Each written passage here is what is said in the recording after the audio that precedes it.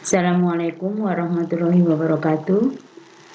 Pagi anak-anak, hari ini kita akan membahas mata pelajaran fisika, melanjutkan KD yang disampaikan 2 minggu yang lalu. Kita akan membahas KD 3.4, yaitu tentang fluida dinamis. Silahkan kalian berdoa dulu, kemudian dibuka modulnya pada KD 3.4, yaitu fluida dinamis atau hidrodinamika. Pertama yang kita bahas adalah sifat fluida ideal dan fluida sejati. Yang pertama, sifat fluida ideal yaitu tidak kompresibel, artinya tidak mengalami perubahan volume jika ada perubahan tekanan. Yang kedua, non-viskositas atau tidak mempunyai gesekan atau dianggap tidak kental. Kemudian yang ketiga adalah alirannya stasioner. Alirannya mempunyai garis alur artinya. Kemudian yang kedua adalah sifat fluida sejati. Yang pertama itu adalah kompresibel. Kemudian yang kedua viskositas, artinya kental. Jadi fluida sebenarnya itu mempunyai viskositas atau mempunyai kekentalan atau mempunyai gaya gesek. Yang ketiga, alirannya adalah turbulen. Aliran turbulen itu adalah aliran yang berputar seperti kalau kalian melihat seorang merokok. Nah, asap yang keluar dari dari mulutnya itu merupakan aliran fluida sejati atau disebut aliran turbulen. Nah, itu tadi sifat fluida ideal dan sifat fluida sejati. Jadi yang kita bahas itu nanti fluida itu dianggap ideal, sifat-sifatnya dianggap seperti fluida ideal. Nah, itu tadi ya perbedaan sifat fluida ideal dan sifat fluida sejati. Pembahasan berikutnya adalah persamaan kontinuitas. Untuk mendapatkan persamaan kontinuitas itu kalian lihat dulu gambar seperti berikut. Jadi ini ada bejana ya, bejana atau tabung, kemudian diisi air atau diisi zat cair lain. Kita lihat penampang bawahnya itu kita tandai luas penampangnya adalah A. Kemudian tinggi tabung itu kita namai H. Persamaan pertama yang kita dapatkan itu adalah pengertian debit dulu. Debit itu adalah lambangnya Q. Debit itu definisinya jumlah volume zat alir yang ada di dalam tabung dibagi satuan waktu. Jadi Q sama dengan V per T. V bukan kecepatan ya, di sini V adalah volume. Nah, volume di dalam tabung itu sama dengan luas penampang kali ketinggian. Jika tabungnya itu mendatar, maka H itu sama saja dengan jarak. Di kelas 10, H per T, ya di sini H per T itu bisa dapatkan persamaan lain, jarak dibagi waktu itu adalah kecepatan. Maka rumus debit selanjutnya adalah Q sama dengan A kali V. A kali kecepatan, bukan luas penampang ya.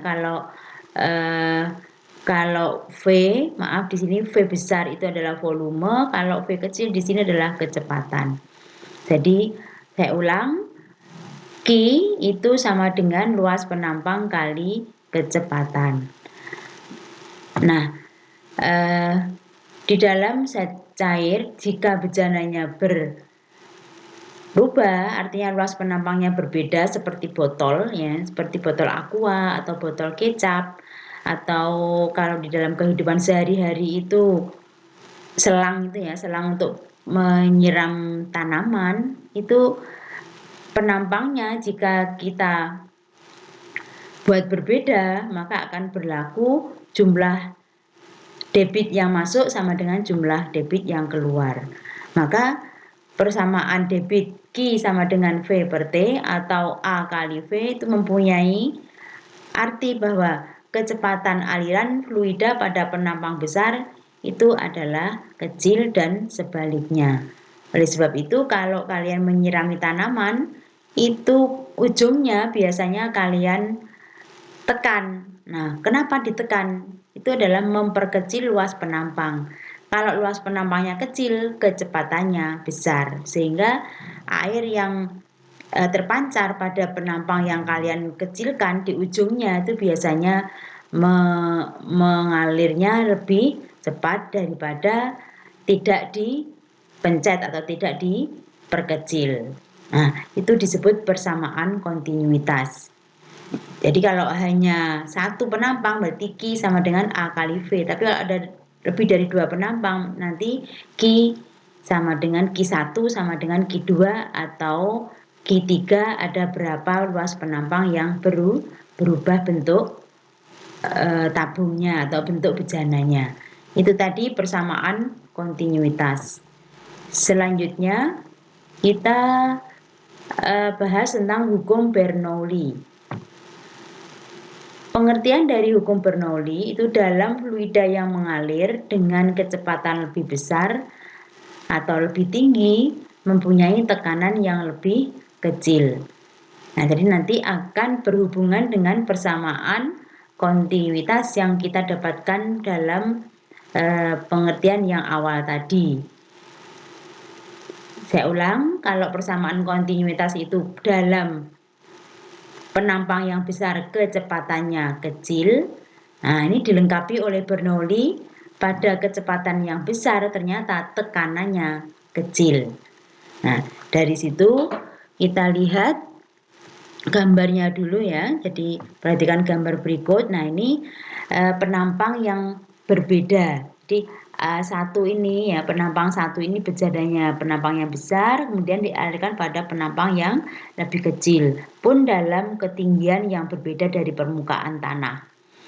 Maka Bernoulli memberi kesimpulan bahwa pada penampang yang besar itu kecepatannya kecil, nanti tekanannya menjadi lebih besar. Sedangkan pada penampang yang kecil itu kecepatannya besar, maka nanti tekanannya kecil. Nah, itu kesimpulan yang diperoleh dari percobaan Bernoulli. Dari gambar tersebut, menurut hukum Bernoulli berlaku, sekalian kalian bisa melihat persamaannya di halaman 143 persamaan 4.3. Nah, kesimpulan dari persamaan 4.3 itu atau dilihat dari gambar penampang ini ya, penampang yang berbeda, maka pada penampang besar A1 itu lebih besar dari A2. Kemudian kecepatannya tadi berarti pada penampang besar kecepatannya kecil. Kesimpulan yang ketiga adalah tekanannya adalah besar. Itu persamaan hukum Bernoulli. Selanjutnya kita bahas penerapan hukum Bernoulli. Penerapan hukum Bernoulli bisa dimanfaatkan untuk mendeteksi lubang kebocoran pada pipa atau tangki. Mendeteksi lubang kebocoran pada pipa atau tangki. Ini bisa diterapkan pada pengeboran minyak lepas pantai, atau kalau kalian melihat itu misalkan penyimpan minyak atau penyimpan bensin atau penyimpan di SPBU atau di POM itu ya. Jadi kalau penyimpan di bawah itu, di bawah area SPBU itu zat alirnya kan disimpan di bawah. Nah, itu kalau misalkan pipanya itu mengalami kebocoran, bisa dideteksi dengan persamaan hukum Bernoulli tadi. Nah, untuk lebih jelasnya kalian lihat contoh soal halaman 162 nomor 16. Saya gambarkan di situ ada sebuah tangki mempunyai kedalaman sebesar H1, jadi tinggi permukaan zat air ke bagian dasar itu H1, kemudian mengalami kebocoran pada lubang ini ya, lubang kecil ini, di mana lubang kecil ini ke bawah mempunyai ketinggian H2. Sedangkan lubang kebocoran ke permukaan atas itu dilambangkan H. Nah, ini bisa dilihat dari persamaan 4.3 tadi sederhanakan ya, pada permukaan atas ini sebagai luas penampang yang pertama, sedangkan lubangnya ini luas penampang yang kedua. Kecepatan di lubang penampang besar itu V1, kecepatan pada bagian yang bocor itu nanti dilambangkan dengan V2 harusnya ya, tetapi sudah mengalami penjabaran persamaannya sehingga kita langsung menjawab dengan persamaan V. V-nya nanti berapa begitu. Bisa dilihat dulu ketinggiannya tadi 1 meter, kemudian H2 dari lubang yang bocor ke permukaan dasar itu adalah H2, dari permukaan air bagian atas sampai dasar itu adalah H1. Sekarang ditanya, berapa kecepatan zat air yang mengalir pada lubang yang bocor? Itu bisa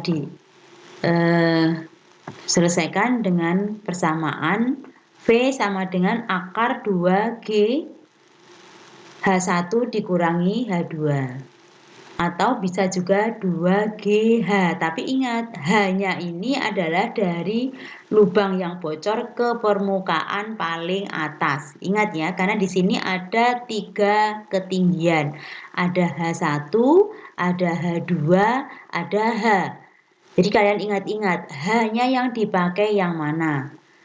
Ya, sekali lagi yang dipakai adalah dari lubang kebocoran ke permukaan zat air paling atas ya, itu ketinggiannya. Jadi pada gambar berarti H.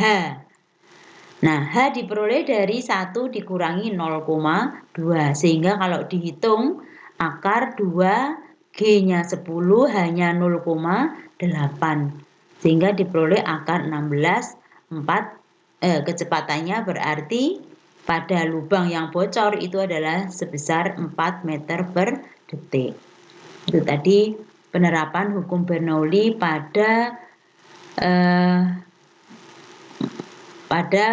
lubang tangki yang bocor untuk mendeteksi kebocoran pada pipa atau tangki. Kecepatannya bisa dihitung dari persamaan V sama dengan akar 2GH.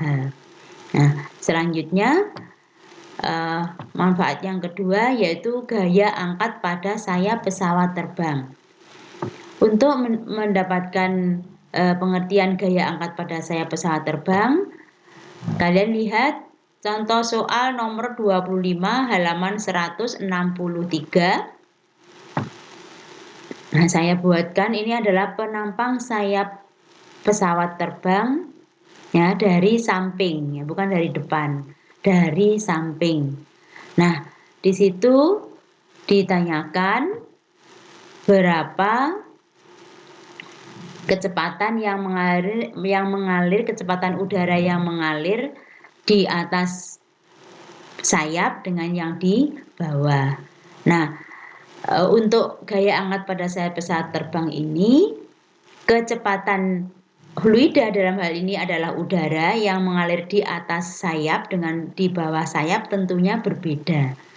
Kenapa? Ya memang dibuat sedemikian hingga agar mempunyai efek kalau akan terbang itu lebih ringan sehingga diperoleh jawaban yang benar, yang dianalisa benar itu adalah jawaban yang B. Jadi kecepatan zat air yang melalui penampang sayap bagian atas itu lebih besar kecepatannya daripada bagian bawah.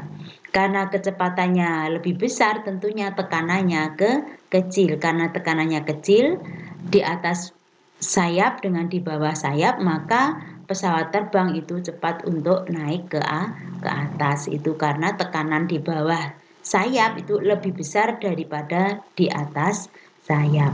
Nah, itu tadi penerapan persamaan Bernoulli pada gaya angkat pada sayap pesawat terbang. Penerapan lain yaitu bisa digunakan untuk prinsip karburator motor atau karburator mobil. Selain itu, penerapan yang keempat yaitu adalah pada penerapan pembuatan penyemprot obat nyamuk. Jadi alat semprot itu prinsipnya juga menggunakan hukum Bernoulli. Nah, itu tadi penerapan persamaan hukum Bernoulli. Saya kira untuk pertemuan kali ini cukup. Ya, kalian saya pesankan, jadi waktu kalian adalah sangat luang sekali di rumah. Silakan dibaca bukunya, dikerjakan latihan soal-soalnya yang belum. Jadi nanti pada saat pertemuan di sekolah kalian tanyakan yang tidak bisa. Ya. Sekian dari Bu Sri. Nah, ini ada nasihat sedikit yaitu tentang memanfaatkan waktu. Waktu itu ibaratnya sebuah pedang. Jika kalian tidak bisa memanfaatkan dengan baik, maka kita yang akan ditebas habis oleh pedang tersebut. Artinya kita akan mendapatkan kerugian jika kita tidak memanfaatkan waktu dengan baik. Ya, sekian dari Bu Sri. Kurang lebihnya mohon maaf. Assalamualaikum warahmatullahi wabarakatuh.